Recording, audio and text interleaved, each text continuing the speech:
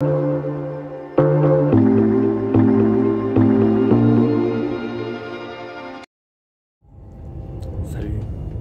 là je suis dans le train, il est vachement tôt, il fait encore noir. Je suis en route pour aller observer les animaux, mais est-ce que tout le monde est prêt à se lever à 4 h du mat pour aller observer les animaux tôt le matin? Non, non. Et donc je vais vous expliquer comment on peut les observer sans les voir. Allez, la suite. Ça vient après. Alors bonjour à tous, voilà, on s'était quitté dans le train, dans le noir, et puis là on se retrouve en plein milieu de la nature. Objectif, observer les animaux et si possible les mammifères. Et vous le voyez, en fait, bonne surprise, il y a de la neige. Et il n'y a rien de tel que des conditions de neige pour pouvoir discuter de ce dont je voudrais vous entretenir, c'est-à-dire les traces d'animaux. Parce que on a beau regarder, ok, on est dans un beau petit vallon avec des arbres, une petite zone humide, une prairie, etc. Mais difficile de voir des mammifères, des animaux, là, comme ça, en plein jour. Et donc, il existe des solutions que je vais vous expliquer par la suite.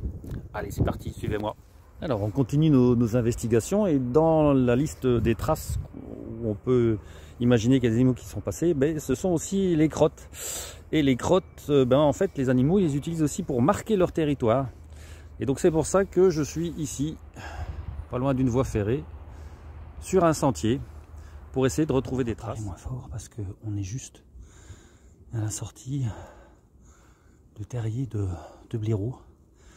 Et donc on va pas les déranger trop parce qu'on approche doucement de la nuit et donc ils vont penser à sortir.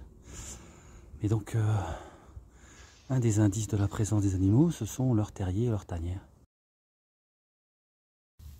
Là, vous voyez des traces qui avancent. Voilà.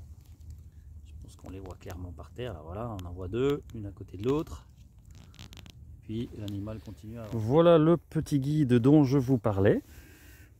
Vous voyez, et donc c'est simple pour l'utiliser en fait à l'intérieur.